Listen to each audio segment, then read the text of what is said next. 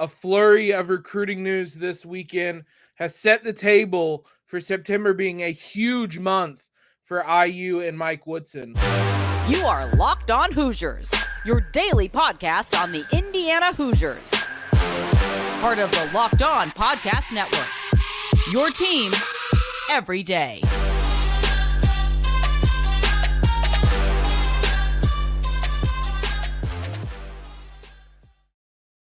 Happy Monday, everybody. Welcome to Locked On Hoosiers, the one and only daily IU podcast, part of the Locked On Network, your team every day. Big shout out for tuning in wherever it may be from, YouTube, Spotify, Overcast, iTunes, Stitcher, SoundCloud, whatever it may be. Appreciate you guys making us your first listen every single day. I'm your host, as always, Jacob Rude. Want to give a shout out to LinkedIn for being the sponsor of today's episode. These days, every new potential hire can feel like a high-stakes wager for your small business. That's why LinkedIn Jobs helps you find the right people for your team faster and for free. Post your job for free at linkedin.com/lockedoncollege. Terms and conditions apply. We typically save all of our recruiting news for Wednesday. That was the initial plan as news started to trickle in this weekend, but it's hard to overstate how much news we've gotten since last Wednesday's episode, and specifically heading into the weekend. We're going to do a recruiting episode, but we have to start by just discussing how big of a September IU has. It is going to be a huge month for Mike Woodson and the Hoosiers.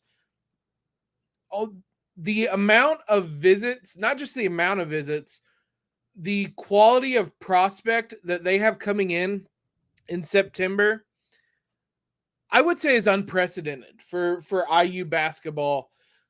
Certainly in an era where there is rankings and publicly known rankings. All in 1 month, Indiana is going to have 7 top 50 recruits on campus at the very least. I tried to make a list. I'm sure that I have left names off, and if I did, let me know. I'll try to make a running list. At the very least, that's 7 top 50 recruits between the 2024 and 2025 class, 7 top 55 recruits. It's a lot. You get the gist of it. No matter what the exact number is, you get the gist. This is an enormous month. 2024, they're going to have number 7 recruit Derik, number 9 Liam McNeeley, number 39 Annor Boateng, number 44 Alston Swartz, number 54 Curtis Givens, 2025 number 8 Jalen Haralson, number 50 Malachi Moreno, number 55 Trent Sisley, and number 91 Aleks Alston. Now, some of those are new, and we're going to talk about some of the new visits that were scheduled a bit later on, but we just kind of had to talk first about how busy September is going to be, how important September is going to be. Specifically with the 2024 class, I think this is kind of a make or break month, especially with all these top level recruits. You've been doing lots and lots of groundwork. There have been long roads leading to getting a lot of these guys on campus. And for a lot of them, it's going to be a really important month to finally see IU, to be treated as you are on an official visit, and really see what Bloomington is about. I have faith when Indiana gets people on campus, when Mike Woodson is there talking to people on campus, it has typically led to good results, but it is going to be a really, really important month. I have a good feeling that Indiana will, I don't know in September specifically, but they'll come out of these visits in September with at least one recruit having committed. Again, I don't specifically know that any of these decisions are coming in September, but this group of visits between these two classes is enormous. Right now, the vibes are great for IU. whether it's as a recruiting or whether it's on the recruiting trail, whether it's with the team itself, the way the program is ascending on an upward trajectory, the vibes are great. You can kind of go to a next level with a strong September that sends the vibes through the roof. It might not happen specifically in September. You're going to lay the groundwork with all these visits. I just don't want to say, I don't want us to get to September 30th. I had to think how many days there were. Nobody's committing, and we're talking about it being a miserable September. They could commit later on. But if you come out of all of this and you don't land anyone, it's going to be a gut punch just because of how many recruits this program is going to have on campus in the next 4 or 5 weeks, basically. It's going to be an absolutely huge month coming up. And I think momentum exists when it comes to the recruiting trail. IU has momentum right now. People are taking notice. People are seeing what IU is doing. If you start landing more recruits, more top-level guys, more and more heads are going to turn. More and more recruits are going to think, wonder why he committed there. What am I not seeing? Why don't I take a harder look at Indiana? Things like that. So it's going to be a really interesting, really important month for Indiana that could really kind of take this program to the next level.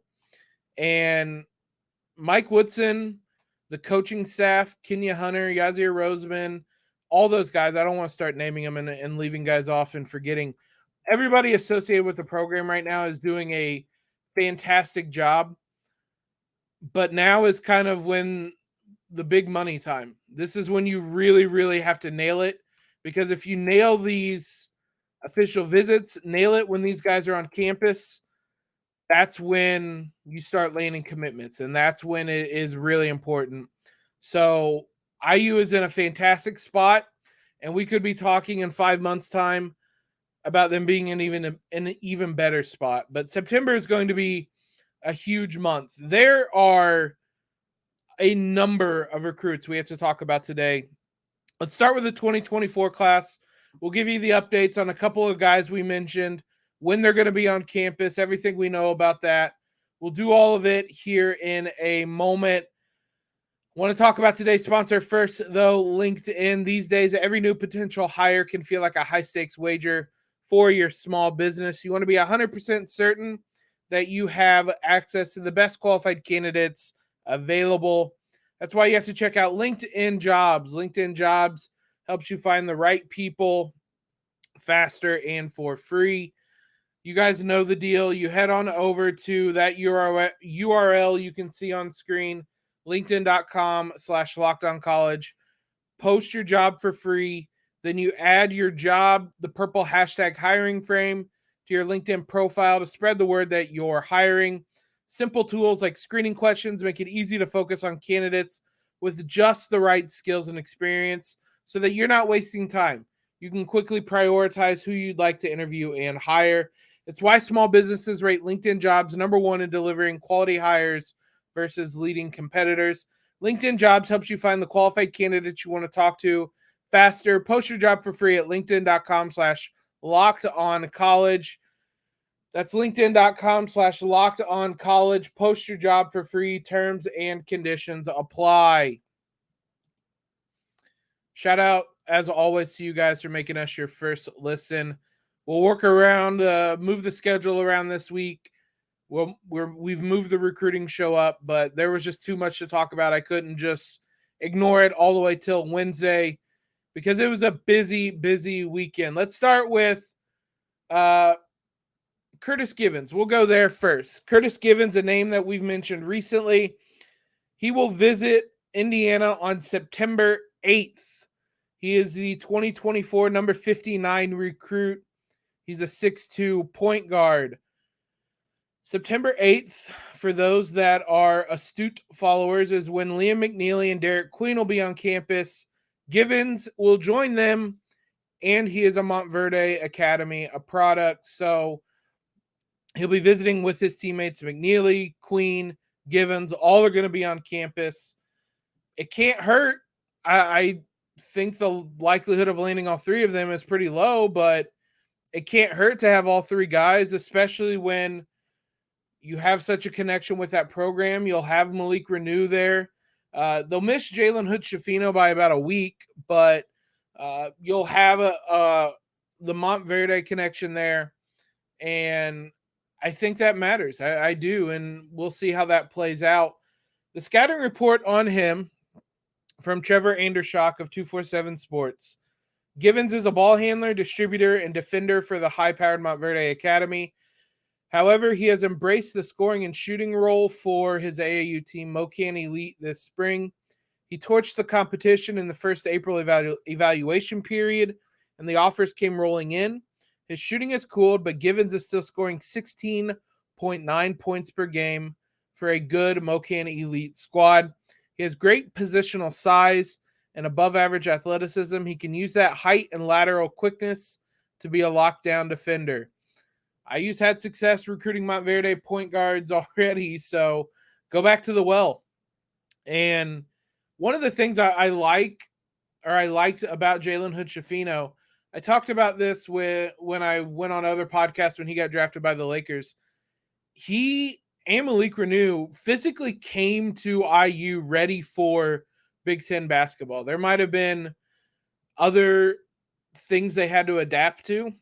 Physically, they were ready from the get-go. They were ready to play for IU after being at Montverde. It's a program they're coming from that it's not like, obviously, it's not just your regular high school. They're training these guys to be NBA players, and that involves training them daily, getting them in the weight room, all those things that might not happen at a high school. You're getting that at Montverde. So 6'2", he's listed on 247 Sports as 170 pounds.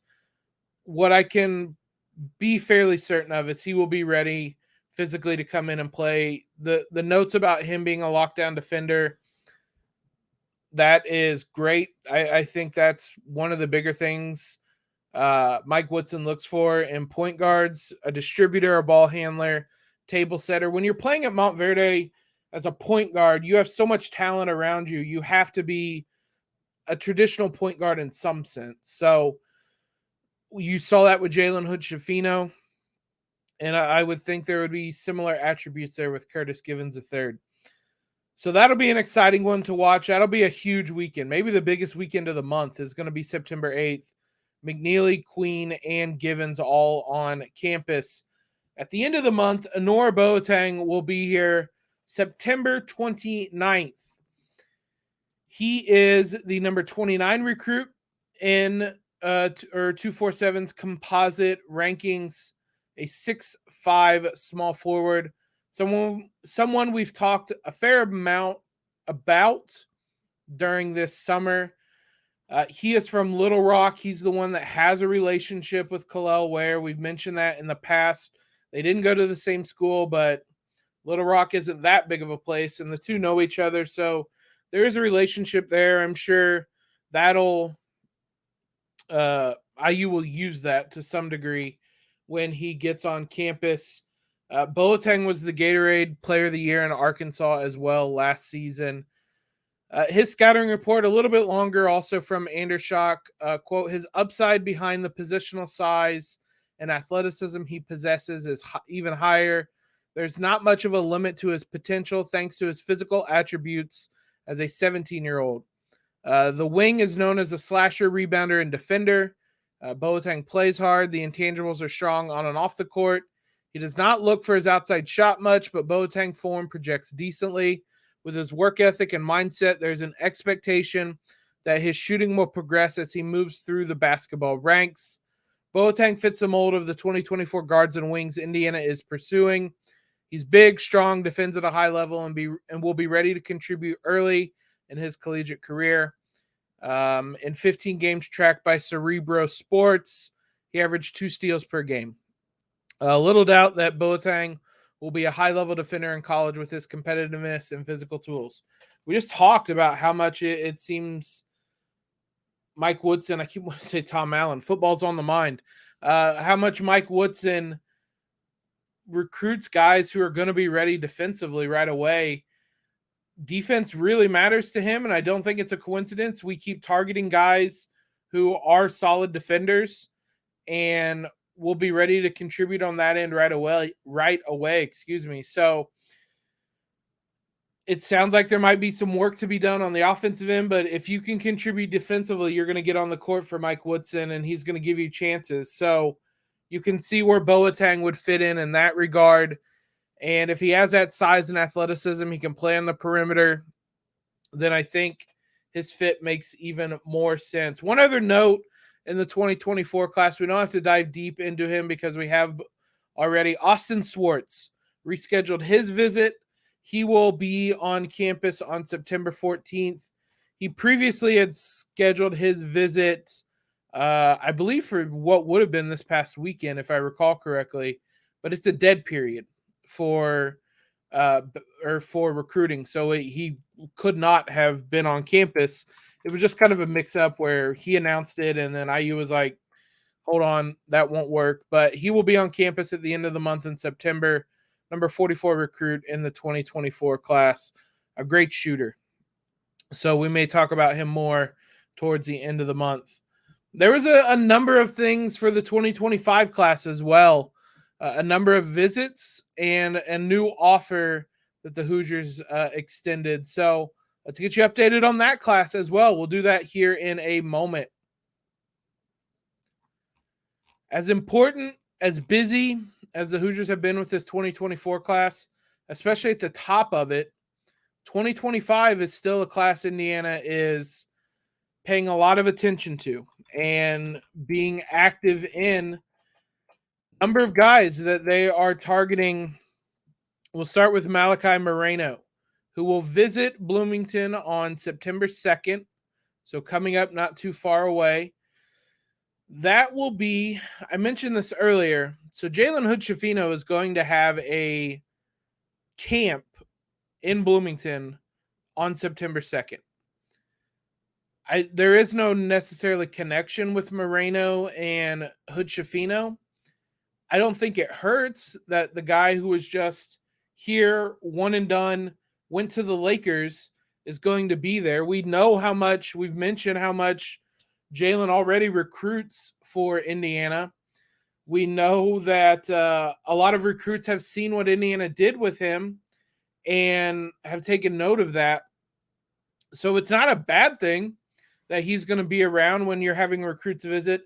Jalen Haralson, who we mentioned last week, he's going to visit that weekend as well. Again, no direct connection with any of these, but having Haralson, who is one of the very top recruits in the class, there as a guard talking with Jalen Hood-Schifino, seeing what Hood-Schifino is doing with the program still, that stuff will matter, and it is noteworthy.